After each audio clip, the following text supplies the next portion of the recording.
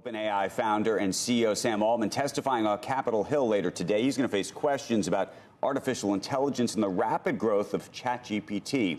Microsoft, of course, is an investor in OpenAI, and the pair have a strategic partnership which enables Microsoft to deploy ChatGPT technology in many of their products.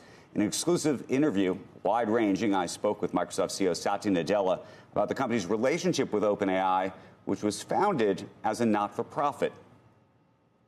It was very important for Sam and his team that they found a partner who understood that, right? And so that's why we were comfortable with it. In fact, to me, one of my dreams is the only reason why I want to work in information technology, I want to work at Microsoft, is to really be part of that democratizing force this time around so that the technology goes west. And I don't know if you saw Elon Musk's comments about the relationship between OpenAI, something he co-founded, and Microsoft.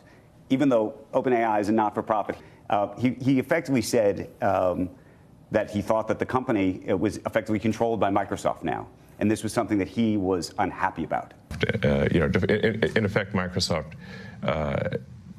has a very strong say, if not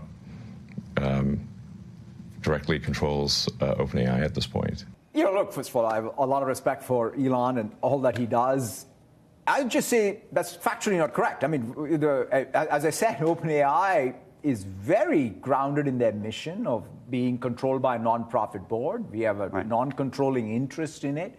We have a great commercial partnership in it. And quite honestly, I am very comfortable in partnering with a capped profit company that has a mission of fundamentally pursuing this very powerful technology that ultimately is going to be controlled by a nonprofit. In fact, the last time I checked, we are the only for-profit company that is comfortable with a nonprofit company and a board controlling technology, and I would welcome others to do that as well. Right.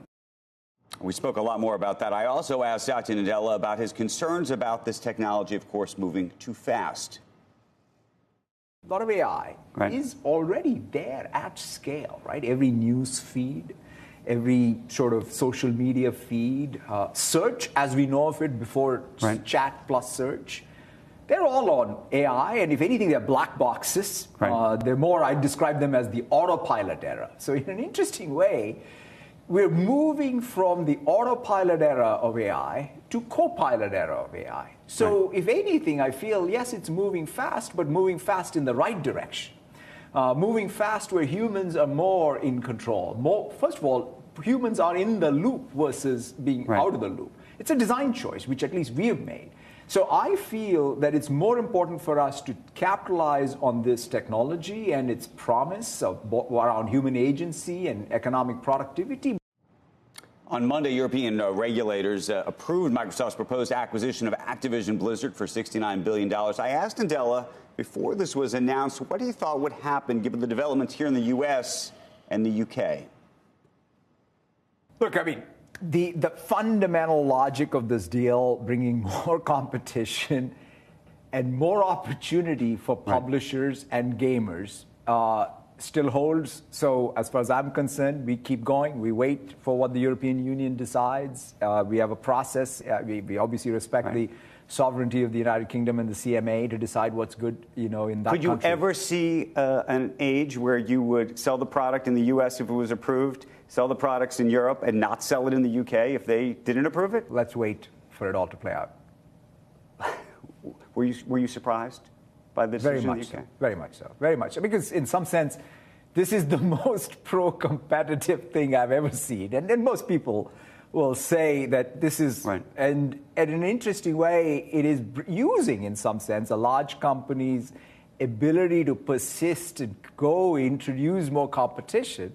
And I think consumer surplus, if that is the goal, and more competition is the goal, and the benefit for small publishers is the goal, then it checks all the boxes. So I'm very surprised.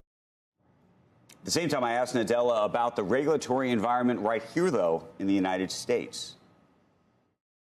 This time around, it looks like, if you're big somehow, you should somehow be sort of banned from doing things. Big seems bad right now. Yeah, and I feel like maybe a little reframing of let's take even, who would have, Microsoft and Google competing?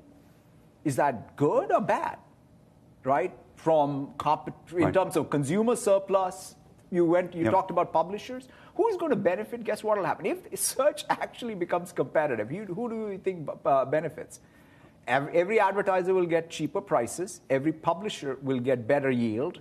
And end users will get better innovation. So it seems like, hey, two big companies competing might be a good thing.